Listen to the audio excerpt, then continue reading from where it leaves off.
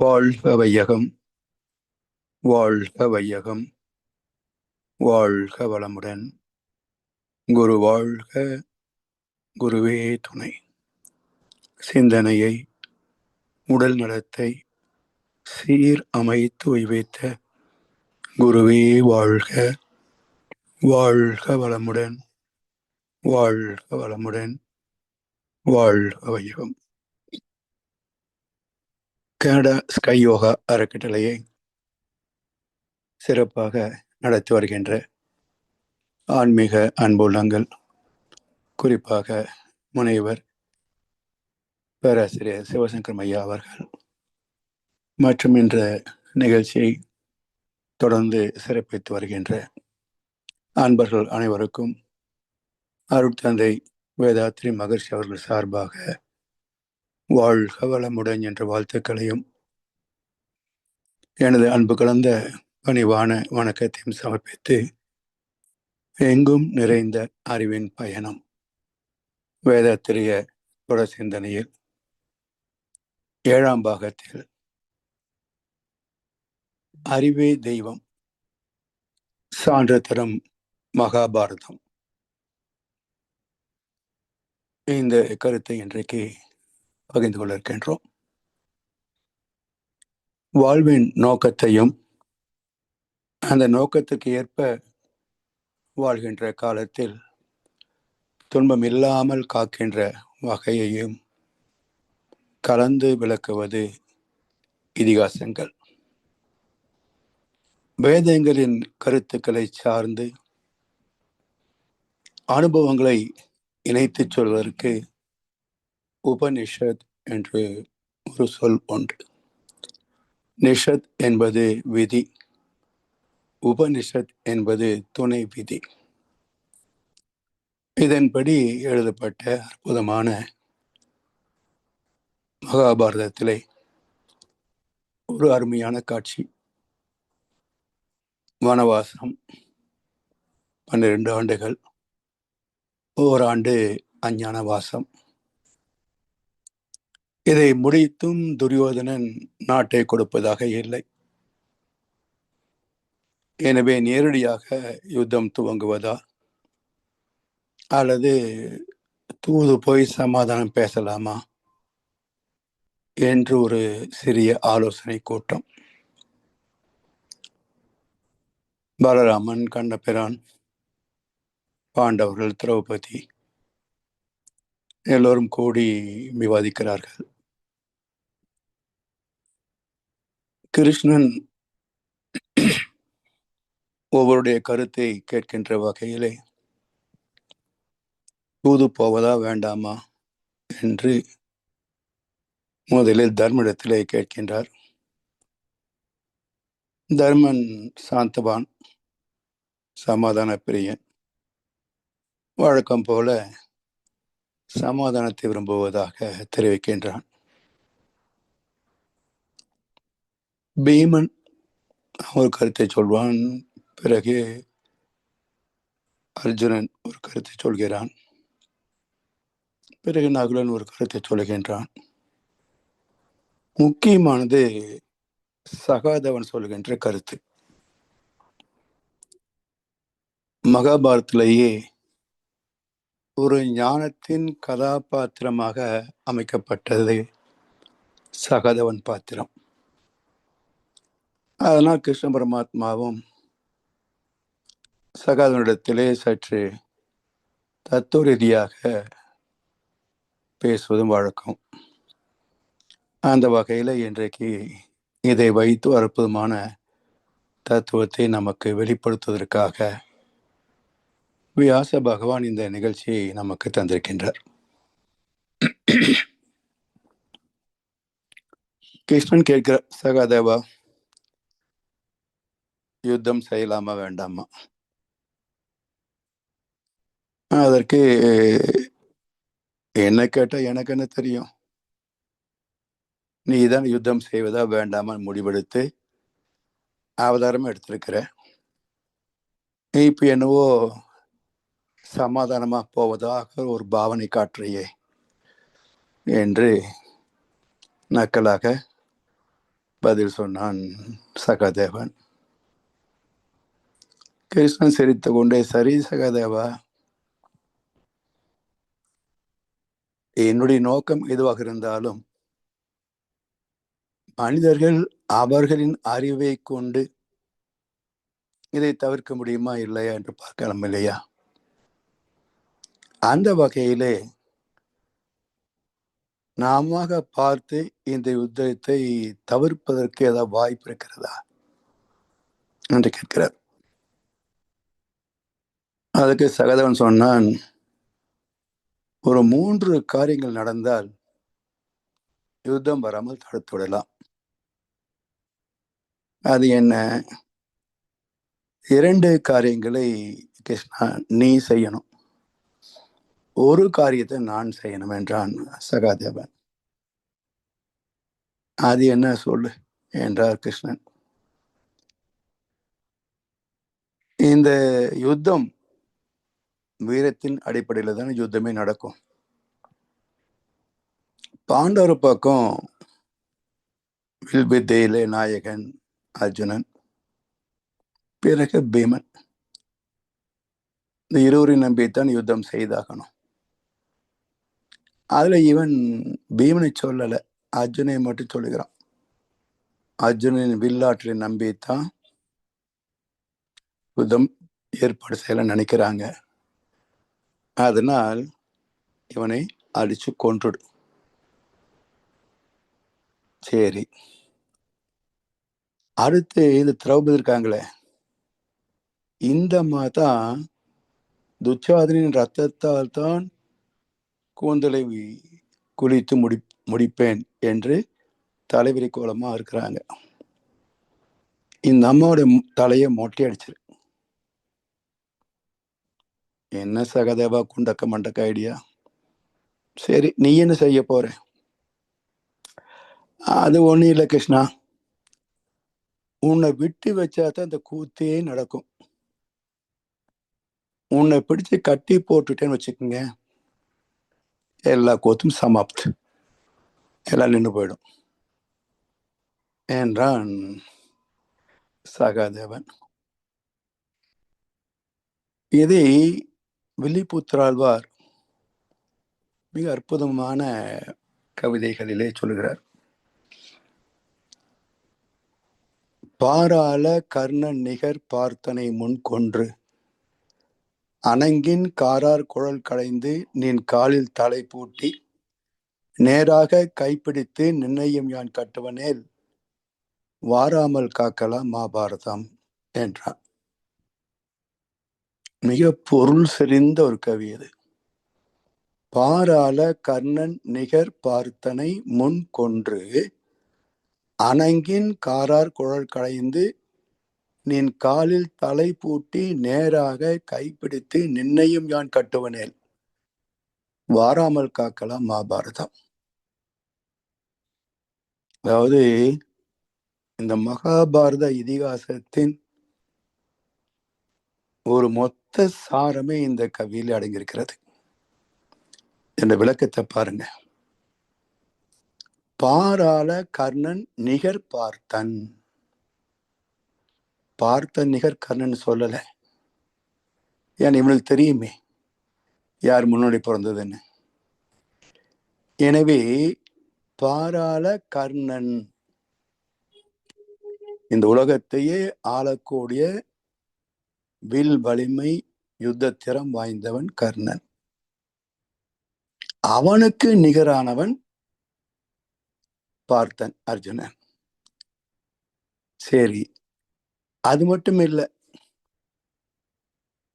தர்மனுக்கும் மூத்தவன் அல்லவா கர்ணன். அப்ப ஆட்சிக்கு உரியவன் அவன் தானே. அதனால் ஆளுமையும் அவனுக்குத்தான் தகுதி. அதனால் பாராள கர்ணன் நிகர் பார்த்தன். சரி, இதனுடைய பொருள் என்ன? ஏன் அர்ஜுனன் குறிவிக்கிறான் என்றால், தர்மன் தர்ம தேவனின் சக்தியிலே பிறந்தவன். வாயுபுத்திரன் பீமன், இந்திரன் புத்திரன் அர்ஜுனன். அதனால் இந்திரன் என்பவன் யார் என்றால், பொதுவாக ஏதோ தேவலோகம் ஒன்று இருக்குது, அங்கே தேவர்கள் இந்திரர்கள் எல்லாம் இருப்பாங்க என்றெல்லாம் நம்ம கதைகளை படித்து அப்படியே நம்பி இருக்கிறோம்.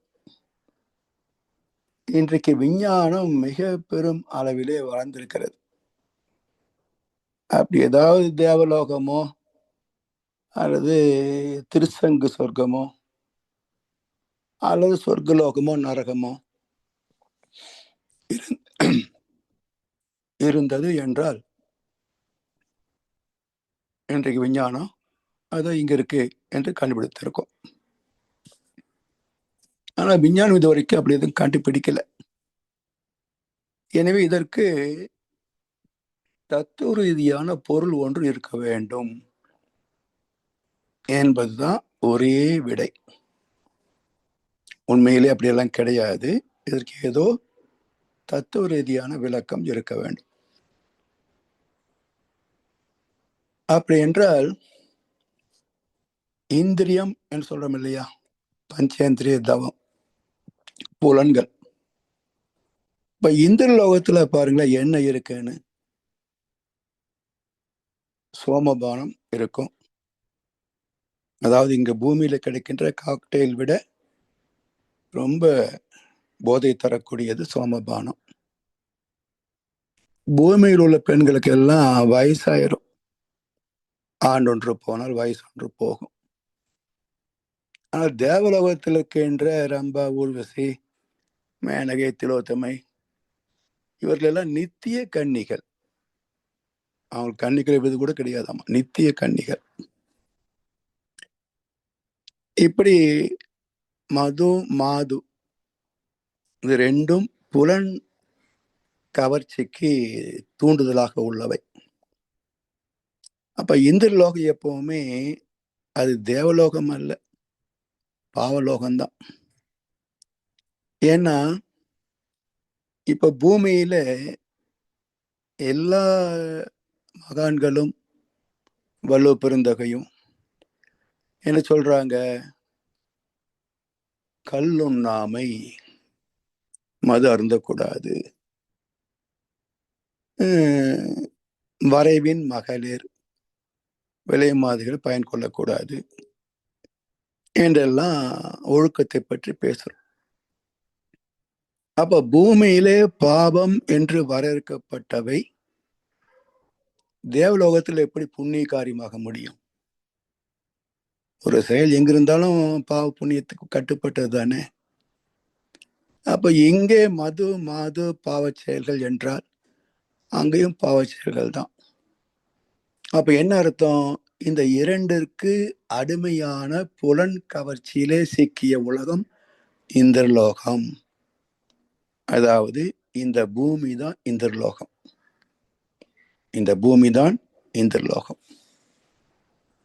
இங்க உள்ள எல்லோருமே புலன் கவர்ச்சிக்கு அடிமைப்பட்ட எல்லோருமே இந்திரர்கள் தான். சரி, இந்த இந்திரர்களுக்கு தலைவன் யார்? தேவேந்திரன் இல்லையா? தேவர்களுக்கு தலைவனாகிய இந்திரன், தேவேந்திரன். அது போல இங்கே நமக்கு ஐம்புலன்களுக்கு யார் அதிபதி? யார் இல்லை என்றால் இந்த புலன்கள் வேலை செய்ய முடியாது. என்றால் ஜீவகாந்தம் இல்லை என்றால் புலன்கள் வேலை செய்யாது. அப்ப தேவர்கள் என்பது இந்திரியங்கள், தேவேந்திரன் என்பது ஜீவகாந்தம். இப்படி இந்த உடலுக்குள்ளாக ஜீவாந்தத்தின் தன்மாற்றத்தால் தான் புலன்கள், அதிலே நாம் அடிமைப்பட்டு நிற்கிறோம். அதனால் இங்கே யுத்தங்கள் தவிர்க்க முடியாமல் நிகழ்ந்து கொண்டிருக்கின்றன, உலக யுத்தம் வரைக்கும். அதனால் இந்த இந்திரிய சுகங்களுக்கு அடிமையான இந்திரனின் மகனாகிய மனம் என்ற அர்ஜுனனை கொல்ல வேண்டும். சரி, அடுத்து என்ன சொல்றாரு? கொன்று அணங்கின் காரால் குழல் களைந்து. திரௌபதியுடைய கார்மேக கூந்தல் அதை களைந்து. களைறது எப்படி? மொட்டடிச்சாதான். இப்படி இந்த இரண்டு தன்மைகள். இதுல இந்த மொட்டை அடிக்கிறதுன்னு இருக்கு பாருங்க, முடி காணிக்கை என்று சொல்வார்கள். அதாவது தலையில் இருக்கிற முடிய கீழே இறக்கி வைக்கிறது அப்படின்னு பொதுவாக நாம் பொருள் கொள்கிறோம். மன்னர்களுக்கெல்லாம் மகுடம் சுட்டுவார்கள், மணி முடின்னு பேரு. அப்ப மன்னன் எப்படி இருப்பான்? கம்பீரமா, ஆணவத்தோட, கர்வத்தோட, பெருமிதத்தோட இருக்கணும். அது இல்லைன்னா ஆட்சிக்கு அருகதை இல்லை. சொல்றோம் இல்லையா? ஒரு கத்து இருக்கணும் இல்லையா தலைவர்னா? அதனால் மணி மகுடம், மணி முடி என்பது ஆணவத்தை, கர்வத்தை, பெருமையை, இருமாப்பை குறிக்கும். அப்ப முடி காணிக்கை செய்வது என்று நம்ம கோயிலெல்லாம் போய் மொட்டடிக்கிறோம். அதுல அர்த்தமே கிடையாது. இறைவனை அடைய வேண்டும் என்றால் நம்முடைய ஆணவத்தை இறக்கி வைக்கணும், அழிக்க வேண்டும் என்று அர்த்தம். அதனால் திரௌபதியின் தலைமுடியை நீக்குவது என்று சொல்லு. சரி, இந்த இரண்டும் நம்ம செய்ய முடியுமா? மொட்டடிக்க முடியுது நம்மனால. ஆனா ஆணவத்தை இறக்கி வச்சுட்டோமா? முடியுதா? முடியாது என்பது தானே கோணியம்மன் தத்துவம் காட்டுது, வித்யா கர்வம். சோ ஆணவம் இல்லாமல் வாழ்க்கை இல்லை என்பதை தத்துவத்திலேயே கோணியம்மன் தத்துவத்துல காட்டிட்டாங்க. சரி, இந்த இந்திரிய சுகங்களையாவது அடக்கி வைக்க முடியுதா? ஐந்தும் அடக்கு அடக்கு என்பர் அறிவிலர். ஐந்தும் அடக்கும் அமரரும் அங்கு இல்லை.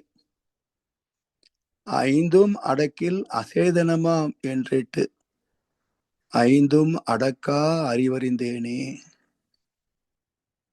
அப்ப ஐந்து அடக்கினால் வாழ்க்கை நடத்த முடியாது. அப்ப என்ன செய்யணும்? அதன் போக்கில் விட்டுவிடாமல் அறிவை, புலன்கள் வெல்லுவது இயல்பு. அந்த இயல்பிலேயே விட்டுவிடாமல் பயிற்சியின் மூலமாக, விளக்கத்தின் மூலமாக, தவத்தின் மூலமாக அறிவால் புலன்களை வெல்லுவது உயர்வு. அந்த உயர்வை பெறணும். அது எத்தனை பேருக்கு சாத்தியமாச்சுங்க? கோடிக்கணக்கான பேர் இருக்கிறோம். எத்தனை பேர் புலன் மயக்கத்திலிருந்து விடுதலை பெற்று விட்டார்கள்? இந்த இரண்டுமே என்ன செய்யறோம்? சரணாகதி, இரண்டிடத்திலே சரணடைந்து இவற்றிலிருந்து என்னை காக்க வேண்டும். அதாவது ஆசை என்னும் புயல் வீசி விட்டதடி, ஆணிவேர் வரையில் ஆடிவிட்டதடி, காப்பாய் தேவி என்று பராசக்தியிடத்திலே பாரதியார் முறையிடுவார். மோகம் என்னும் பேயினானும் கொன்று போட வேண்டும், இல்லை என்றால் எந்த மூச்சு நின்று போக வேண்டும். இப்ப ரெண்டு தான் சாய்ஸ். ஒன்ன சேர்த்து போகலாம், இல்லை அடிமையா இருக்கலாம். இந்த இரண்டையும் கடந்து ஒரு பக்குவத்துக்கு வர வேண்டும் என்று சொன்னால் இறைவனின் கருணை இல்லாமல் முடியாது. காப்பாய் தேவி. மேன்மையுள்ள பேரின்ப ஊற்றா முன்னில் மிதக்கின்றேன், காப்பாய் என் நிலை மாறாமல் என்றார் நம்ம மகர்ஷி அவர்கள். அதனால் இந்த இரண்டுமே இறைவனால் தான் முடியுமே தவிர மனிதர்களால் முடிவதில்லை. 99.999% முடிவது இல்லை என்பது வரலாற்று உண்மை. அதை இங்கே சகாதேவன் சொல்றான். சரி, இப்போ மூன்றாவது சொல்ற சகாதேவன், நீ காலில் தலை பூட்டி, காலில் விலங்கு மாட்டி, நேராக கைப்பிடித்து நிலையம் காட்டுவனே. கையும் கட்டி போட்டணும், கால கை ரெண்டையும் கட்டி போட்டணும். காலில் விலங்கை பூட்டி கைகளை கட்டி வைத்து யான் கட்டுவனேல் வாராமல் காக்கலாம் மகாபாரதம். இப்போ காலையும் கையும் கட்டணும், இறைவனுடைய இயக்கம். இதுல எப்படி முடியும் என்றால், இந்த இடத்துல மிக அற்புதமான ஒரு கிருஷ்ண பரமாத்மா பொய்யான கோபத்தோடு, ஏய் சகாதேவா, நீ ஏதோ கொஞ்சம் சாஸ்திரம் படிச்சிருக்கிற, கொஞ்சம் ஞானம் இருக்குன்னு சொல்லி உங்ககிட்ட நான் ஒரு ஐடியா கேட்டேன். நீ ஏதோ குண்டக்க மண்டக்க ஐடியாலாம் சொல்றேன், பரவாயில்ல பொறுத்துக்கிட்டேன். கடைசியில பார்த்தா என்னையே பிடிச்சி கட்டி போட்டுருவேன்றையே. நான் என்ன கிருஷ்ணன் என்ற இந்த வடிவத்தில் மட்டுமே இருப்பவன், என்னை பிடிச்சி கட்டி போட்டுடலான்னு நினைக்கிறியா? நான் ஒரே நேரத்தில் பல ஆயிரம் கோடிக்கணக்கான வடிவங்களிலே இருப்பவன். என் மூலத்தை உன்னால் பிடிக்க முடியாது. இப்படிலாம் தத்து பத்தின்னு பேசாத என்றார் கிருஷ்ணன். சகாதேவன் சொன்னான், நீ ஏன் கிருஷ்ண டென்ஷன் ஆகுற? நீ ஒரு ஒரு 1000 வடிவம் என்ன, 10,000 வடிவத்தை காட்டேன், பிடிக்கணும் இல்லையாண்டு ஏன் சாமர்த்தியம், அப்புறம் பார்த்துக்கலாம். வெறும் பேச்சு எதுக்கு? காட்டு, எத்தனை வடிவத்தை உன்னால் காட்ட முடியுமோ காட்டு என்றான் சகாதேவன். கிருஷ்ணனுக்கு சிக்கலா போச்சு.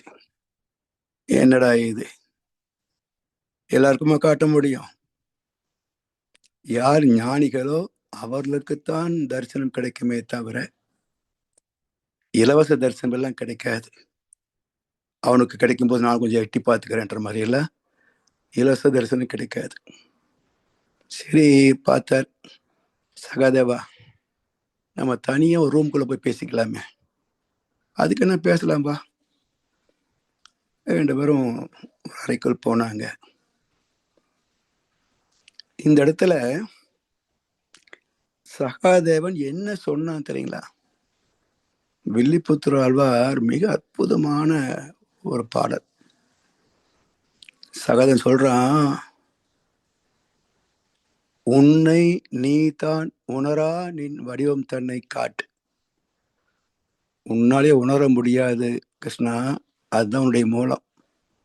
உன்னை நீ தான் உணரா நின் வடிவம் தன்னை காட்டு, கலைந்திடுவல் யான் என்றான். பிடிச்சிருவங்க பார். உன்னை நீ தான் உணரா நின் வடிவம் தன்னை காட்ட கலைந்திடுவேன் நான் யான் என்றான். சரி, மாயவனும் அன்பன் மனம் அறிவான். இவன் கட்டுவானா மாட்டான்றது ஆண்டவனுக்கு தெரியாதா? சாமிஜியை பார்க்குற போறோம், நமக்குள்ள என்ன இருக்குன்னு சாமிஜிக்கு தெரியாதுன்னு நினைக்கிறீங்களா? ஒரு முறை சாமிகிட்ட கேட்டோம், எங்களெல்லாம் எப்படி சாமிஜி சகிச்சுக்கிறீங்கன்னு. எங்களுக்குள்ள 1008 ரீல் ஓடிக்கிட்டு இருக்கோம். ஏதோ கொஞ்சம் நிம்மதி தேடி உங்ககிட்ட ஓடி வர்றோம். இப்படி ஏதோ 1-2 பேர்னா பரவாயில்ல, இத்தனை பேர் வர்றமே எப்படி நீங்க சகிச்சுக்கிறீங்க, சமாளிப்பீங்க? சாமி சிரிச்சுக்கிட்டே சொன்னாரு, நான் உங்களை பார்க்கறதில்ல, உங்களுக்குள் இருக்கின்ற பிரம்மத்தை பார்க்கிறேன் அப்படின்னார். அப்போ ஒவ்வொருவருக்குள்ளும் இருக்கின்ற இறைவனை பார்ப்பதுதான் பிரம்ம ஞானம். அப்படிப்பட்ட ஞானி அல்லவா சகாதேவன். இது கிருஷ்ணனுக்கு தெரியாதா? எனவே மாயவனும் அன்பன் மனமறிவான், கட்டுக என்று ஆய வடிவு 16,000 கொண்டான். சரி, அவன் என்ன செய்தான்? சகாதேவன் சகாதேவனும் தூயவனும் மூலமாம் தோற்றம் உணர்ந்து, வார்த்தையை பாருங்க, தூயவன் சுத்தவெளி பரிசுத்த ஆவி, மூலம் ஆம் தோற்றம், அதுதான் மூலம், அதுவேதான் தோற்றம் ஆகும். அப்ப தூயவனும் மூலமாம் தோற்றம் உணர்ந்து, சரி, எப்படி பிடிச்சான்? காலை விளங்க மாட்டானா, இல்ல கையை கட்டி போட்டானா, இல்லையே யசோதாம கட்டி போட்ட மாதிரி கிருஷ்ணனே பிடிச்சி தூண்ல கட்டி போட்டானா? சாத்தியமா என்றால் அது இறைவன் இல்லையே. உன்னை நீதான் உணரா நின் வடிவென்று முதலே சொல்லிட்டான். அப்போ வடிவற்ற ஒன்றை கட்டுவது எப்படி? இல்லையா? வடிவமாக இருந்தா கட்டிடலாம். கிருஷ்ணன்ற வடிவம் மூலம் இல்லைன்னு சொல்லிட்டான். உன்னை நீதான் உணரா நின் வடிவம். அப்ப அந்த அரூபத்தை எப்படி கட்ட முடியும் என்றால், தூயவனும் மூலமாம் தோற்றம் உணர்ந்து எவ்வுலகும் தாய அடி இணைகள், எவ்வுலகும் தாய அடி இணைகள், இந்த பிரபஞ்சம் முழுவதும் பரவி இருக்கின்ற சுத்தவெளியின் திருவடி, சுத்தவெளியின் ஆற்றல். எப்படி பிடிச்சான்? தன் கருத்தினால் பிடித்தான். கையிலையோ காலிலையோ பிடிக்கல, கயிறு போட்டு கட்டல, இரும்பு சங்கிலி போட்டு பிணைக்கல. எப்படி பிணித்தான்? தன் கருத்தினால் பிணித்தான். மனதால், எண்ணத்தால், அறிவால் பற்றினான். பகுத்தறிவை கொண்டு பேரறிவை பற்றி கொண்டான். சிக்கன பிடித்தேன் எங்கு எழுந்து அருளுவது இணையே என்று அதை பற்றினான். இந்த இடத்துல உன்னை நீதான் உணரா நின் வடிவம், மிக அற்புதமான வார்த்தைகள். இறைவனுக்கு தெரியாதது ஒன்று உண்டா? பரம்பொருள் பரமாத்மா கிருஷ்ணன் இந்த வேடிக்கையெல்லாம் பண்ணிட்டு இருக்கிறான். அவனுக்கு மூலமாகிய ஒன்று, அதை இந்த உடலால் உணர முடியாது, மனதால் உணர முடியாது. மகர்ஷி ஒரு சமயம் அமெரிக்கால தத்துவத்தை பேசிட்டு இருந்த போது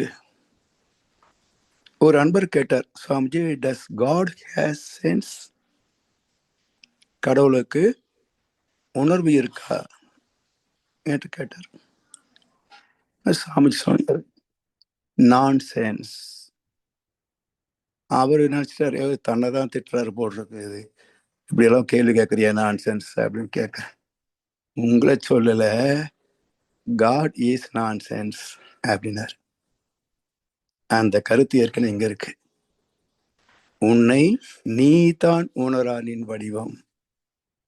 அதனால்தான் தெளிவா புரிஞ்சுக்கணும், சுத்த வெளியாகிய சிவமாகிய பேரறிவாகிய தெய்வத்திற்கு இங்க பிரபஞ்சம் இருக்கிறதே தெரியாது. அப்புறம் நாம் இருக்கிறது எங்க தெரிய போகுது? இல்லாம பாடுற பஜனை, பண்ற பொங்கல், சுண்டல், அடிக்கிற கூத்து, திருவிழா, உனக்கு எங்க தெரிய போகுது? He is nonsense. He cannot sense anything. So நாம் இருக்கிறோம் என்பது எனக்கு தெரியாது, சுத்தவெளிக்கு தெரியாது. அப்ப யார் அறிய முடியும்? சுத்த வெளியே பரமாத்மா என்ற உணர்கின்ற தெய்வமாக வந்தால்தான் புரிந்து கொள்ள முடியும். அப்போ இங்க முக்கியமான ஒரு கேள்வி வருதுங்க. அப்ப உணர்கின்ற தெய்வம், உணராத தெய்வம் என்று ரெண்டு உண்டா? மிக முக்கியமான கேள்வி, விஷயம். பல பேருக்கு தெரியாது. உணரா தெய்வம் அது சுத்த வேலை. உணர்கின்ற தெய்வம் பரமாத்மா. இப்ப சுத்த வெளியாகிய சிவத்துக்கும் பரமாத்மாவுக்கும் என்ன பேதம் என்றால், ஜீவகாந்தம் பிறக்கின்ற போதுதான் பரமாத்மா என்று பெயர். அதாவது தனக்கென்று ஒரு மையம் இல்லாத ஜீவாந்த கரத்திற்கு பேர் தான் பரமாத்மா. இந்த பரமாத்மாவிலே உயிர், அந்த ஜீவாந்த துகள்கள் குவிந்து உயிர் என்ற ஒரு மையம் இயக்கம் ஏற்படுகின்ற போது அந்த இயக்கத்திற்கு மையமாக ஆத்மா உருவாகி அதிலே ஜீவனின் அனுபவங்கள் எல்லாம் பதிகின்ற போது அதுக்கு ஜீவாத்மா என்று பெயர். எனவே சுத்த வெளி என்பது உணராத தெய்வம், பரமாத்மா என்பது உணர்கின்ற தெய்வம். இதெல்லாவற்றையும் அறிந்து தூய்க்கக்கூடிய மிகப்பெரிய தெய்வம் மனிதன். ஏன்னா மனிதன் தானே இதெல்லாம் உணர முடியுது. மனிதன் இல்லை என்றால் இறைவனுக்கே பெருமை இல்லை, சிறப்பு இல்லை. ராமகிருஷ்ணன் சொல்லுவார், நல்ல குளிர்காலம், இப்போ இதமா வெயில் அடிக்குது, ஒரு வீட்டுல 4 அறைகள் இருக்குன்னு வச்சுங்களேன். ஒரு அறையில் நாம் இருக்கிறோம், மற்ற அறைகளை யாருமே இல்லை. இப்ப எல்லா அறைகளிலும் சூரிய வெளிச்சம் பட்டாலும் இந்த குளிருக்கு எவ்வளவு இதமான ஒரு வெயில் பாருமா என்று ரசிக்கின்ற, பெருமைப்படுத்துகின்ற ஒரு அமைப்பு எங்க வந்ததுங்க? மனிதன் எந்த அறையில் இருக்கிறானோ அங்கதான் கிடைச்சது. இதேதான் மற்ற அறைகளில் இருக்குது. ஆனால் அதை பெருமைப்படுத்துவதற்கு அங்க மனிதன் இல்லை. மற்ற ஜீவன் இருந்தாலும் பெருமைப்படுத்த முடியாது. அதனால் உணர்கின்ற தெய்வத்தையும் உணராத தெய்வத்தையும் அறிந்து பேரின்பம் தூக்கக்கூடிய ஒரு உயர்ந்த தெய்வம் என்றால் அவன் மனிதன்தான். அப்ப இப்படிப்பட்ட மனிதன் இருக்கின்ற நிலையை பார்க்கின்ற போதுதான் அவலமாக இருக்கும். எனவே அந்த அரூபம், அந்த அறிவு, அதற்கு உணர்ச்சிகள் இல்லை, உணர்வுகள் இல்லை. இதை ரிக் யஜுர் சாம என்று வேதங்கள் சொல்றாங்க இல்லையா? அந்த வேதங்களின் சாரத்தின்படி பிறப்பு இறப்பு அற்றது தெய்வம். சிவம், சக்தி, பிரம்மா, விஷ்ணு, விநாயகன், முருகன், இவங்களெல்லாம் பிறப்பும் இல்லை, இறப்பும் இல்லை. சரி, இதுதான் அந்த சுத்த வெளி தூயவனும் மூலம் ஆம் தோற்றம். அனைத்து தோற்றங்களுக்கும் இதுதான் மூலம். இந்த உண்மையை புரிந்து கொண்டு மகான்களுக்கு மட்டுமே தன்னை வெளிப்படுத்திக் கொள்ளக்கூடிய மறை பொருளாக உள்ள அறிவே தெய்வமாக உள்ள அந்த சிவம், இதை உலகத்துல ஏன் இத்தனை குழப்பம்? இங்கெல்லாம் தெளிவா சொல்லிக்கிறாங்க.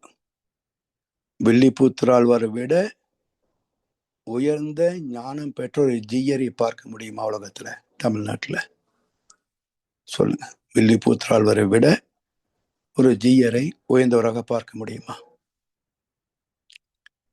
அதே போல ஏற்பகை நாயனார், அவரை போல ஒரு சிவபக்தனை, ஒரு சிவாச்சாரியரை இந்த இன்றைய உலகத்துல பார்க்க முடியுமா? சோ இப்படி மகான்கள் இதெல்லாம் சொல்லி இருந்தும் கூட ஏன் இந்த ஜனங்கள் நம்ப மாட்டேன்றாங்க? காபி கட்டா என்ன சொன்னாலும் நம்புறேன்றாங்க. நம்ம மாதிரி அறிவுபூர்வமா விளக்கம் சொன்னா என்ன விளக்கி சொன்னாலும் அது கேட்கும் போது அரை மனசா கேட்கறாங்க, போகும்போது விட்டுட்டு போயிடுறாங்க. மறுபடியும் போய் கோயில் சுத்த வேண்டியது. எத்தனை கோயில் சுத்திட்டே இருக்கிறோம். என்ன மாறி போச்சுங்க. கொரோனா காலத்துல 4 மாசம் எல்லா கோயிலும் மூடித்தான் இருந்தது. செத்தா போயிட்டோம். இல்ல அப்ப நோய் வரலையா, அப்ப பிரச்சனை வரலையா, இல்ல அப்போ எப்படியோ பணம் கடன் வாங்கிய சமாளிக்கலையா? நடக்கத்தானே செஞ்சது வாழ்க்கை. பிறகு என்ன? எனவே இறைவனை புரிந்து கொள்வது என்பது எதற்காக என்றால், இறை உணர்ந்தால்தான் தர்மம், ஒழுக்கம் பிறக்கும், அறம் செழிக்கும். எனவே அறம் காத்து வாழ்வதும் இறை வணக்கம் செலுத்துவதும் ஒரே பொருள் தான். அது பகவத்கீதையில கூட இந்த கோவிலை கழுவுறது, அது பண்றது, இது பண்றது, அதுக்கு ஒரு வேலை சொல்லுவாங்களே, உழவார பணிகள், அப்படி செய்வதும் ஒரு சேவை தான். பிறகு பூ தொடுக்கிறது, அது அலங்காரம் பண்றது, இதெல்லாம் இதுவும் ஒரு வகை சேவை தான். ஆனா எது உண்மையான வழிபாடு என்றால், மனதை கொண்டு நடத்துகின்ற வேள்வியே உண்மையான வழிபாடு என்று பகவத்கீதையும் பேசுது. நாமளும் படிக்கிறது இல்லை, படிச்சவங்க சொன்னா நம்புறது இல்லை. நல்ல உரத்த குரலில ஒரு டிஃப்ரெண்டா காஸ்டியூம் மாட்டிக்கிட்டு அவன் எதை சொன்னாலும் உட்காந்து நம்புறதுக்குன்னு ரெடியா உட்காந்துருக்கான். சிந்திக்கின்ற அறிவை இறைவன் தந்திருக்கின்றான். சிந்தனை தூண்டுவதற்கு மகான்கள் கடைசி மகர்ஷியும் வந்தாங்க. அவர் சொன்ன கருத்துக்களை நாமும் பேசிக்கிட்டு இருக்கிறோம். அப்ப சிந்திக்கின்ற அறிவை இறைவன் தந்தான். சிந்தனை தோன்றுகின்ற மகான்களையும் இறைவனே அனுப்பி வைக்கின்றான். சிந்திக்க மாட்டேன் என்று அடம் பிடிச்சா எப்படி? சிந்திக்கவே மாட்டேன் என்று அடம் பிடிச்சா எப்படி விளக்கம் தெரியும், ஒழுக்கம் பிறக்கும்? ஒழுக்கம் இல்லாத வாழ்க்கையில துன்பம் விலகவே விலகாது. உலகம் பூரா சுத்தி வந்தாலும் ஒழுக்கம் இல்லை என்றால், செயலிலே புண்ணியம் இல்லை என்றால், பாவத்தின் சம்பளம் வருத்தியே தீரும். இல்ல விதிவிலக்கு யாருக்கும் கிடையாது. எனவே இந்த இறைவனை மெய், வாய், கண், மூக்கு, செவி என்ற ஐம்புலன்கள் மூலமாக உணர வேண்டும் என்று தேடுகின்ற போது இல்லை என்றும். யார் பார்க்க முடியும்? புலன்கள் மூலமாக யார் பார்க்க முடியும்? முகத்தில் கண் கொண்டு பார்க்கும் மூடர்கள் அறிவு கட்டவன் எனர் திருமூலர். முகத்தில் கண் கொண்டு பார்க்கும் மூடர்கள். கண்ணுல பார்க்க முடியுமா முட்டாள்களே? அகத்தில் கண் கொண்டு பார்த்தலே ஆனந்தம். நெற்றிக்கண் மூலமாக, அகதவத்தின் மூலமாக உள்ளொடுங்கி போனாதான் பார்க்க முடியுமே தவிர இந்த கண்களை பார்க்க முடியாது. எனவே 5 புலன்கள் மூலமாக தேடுகின்ற போது இல்லை என்றும், 6வது அறிவாகிய பகுத்தறிவின் முதிர்ச்சியிலே, பகுத்தறிவு இருக்கு எல்லாருக்கும், அது பக்குவம் ஆகணும், அது முற்றணும். அந்த பகுத்தறிவு முதிர்ச்சியிலே, பக்குவத்திலே தேடுகின்ற போது உண்டு என்று உணரக்கூடிய உண்மை பொருள் எதுவோ அதுதான் தெய்வம். அந்த அறிவேதான் தெய்வம். அதனால் அந்த அறிவாகிய தெய்வத்தை உணராமல் 5 புலன்கள் மூலம் பெறுகின்ற சுகபோகங்களே சாஸ்வதம் என்று மயங்கி நம்பி இந்த சுகங்களை பெறுவதற்காகவே கற்றுக்கொள்கின்ற கல்வியும் வளர்த்து கொள்கின்ற அறிவும் செய்கின்ற செயல்களும் ஆத்ம லாபத்திற்கு பயனாகாது. உடம்புக்குத்தான் பயனாகுமே தவிர ஆத்மாவுக்கு பயனாகாது. அதனால் மனதை குவித்து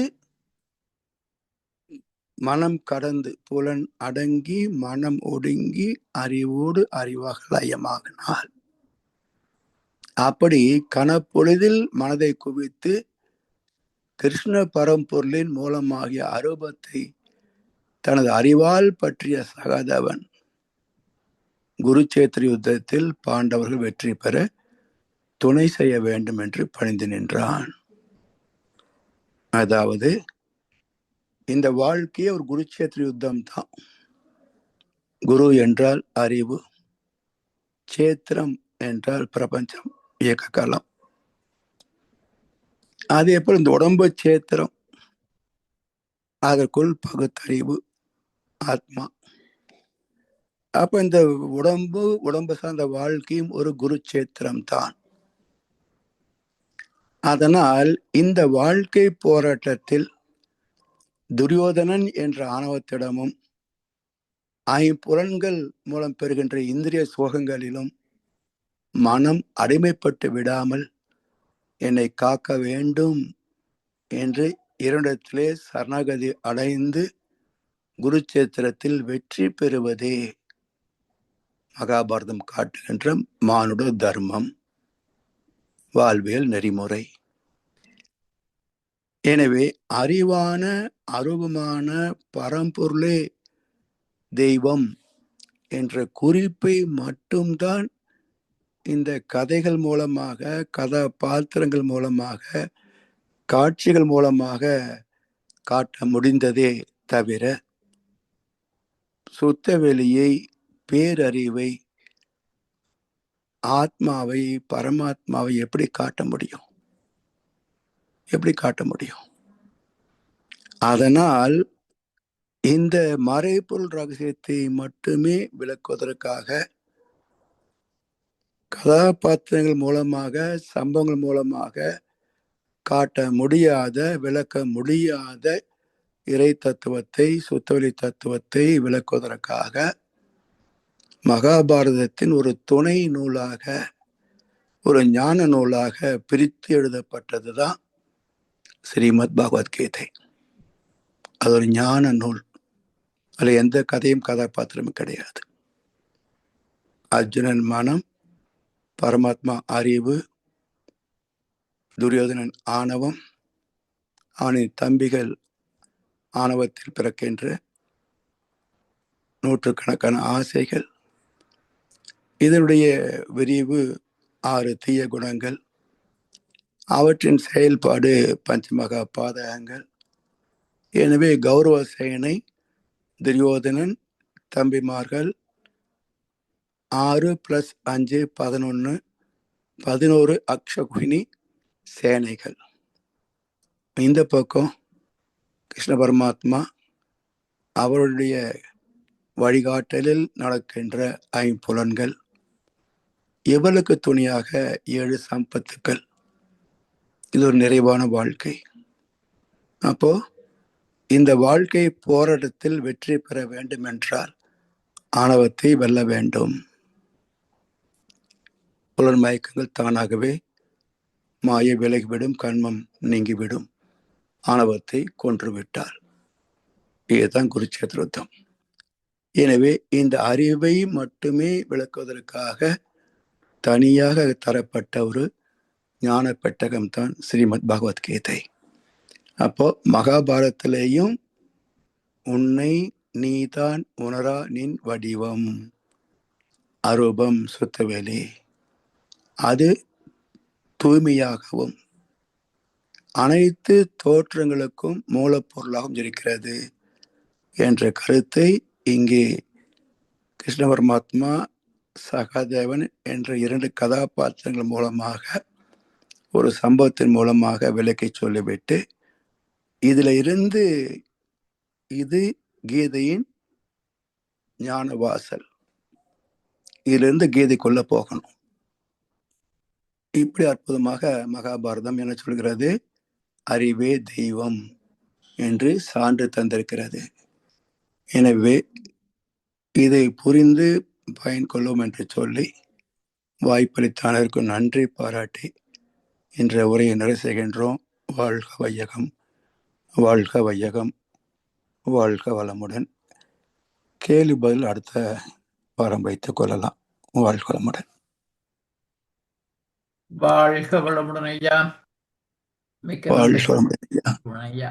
மிக்க நன்றிகள். மிகச் சிறப்பு ஐயா. இந்த பேச முடியாத நிலையிலிருந்தும் நமக்கு இன்றைய வகுப்பை நடத்தி தந்திருக்கின்றார்கள். ஐயாவுக்கு கனடா ஸ்கை யோகா மன்றத்தின் சார்பிலே நமது மனமார்ந்த நன்றிகளை தெரிவித்துக் கொள்ளுகின்றோம். ஐயா குறிப்பிட்டது போல கேள்வி பதில் நிகழ்ச்சி என்று இடம்பெறாது, அதை நாம் தடுத்துக் கொள்வோம். இதுவரை நேரமும் இந்த சிறப்பான சிந்தனையை வழங்கிய பேராசிரியருக்கு நமது நன்றியை தெரிவிப்போம். ஐயாவுக்கு ஒரு வாழ்த்து தெரிவிப்போம். முதல்ல பேராசிரியர் பழனிசாமி ஐயா அவரது உடல் நலம், மனவளம், பொருளாதார வளம், அவரது அன்பு குடும்பம், அவரது வேதாத்திரிய தொண்டு, வாழ்க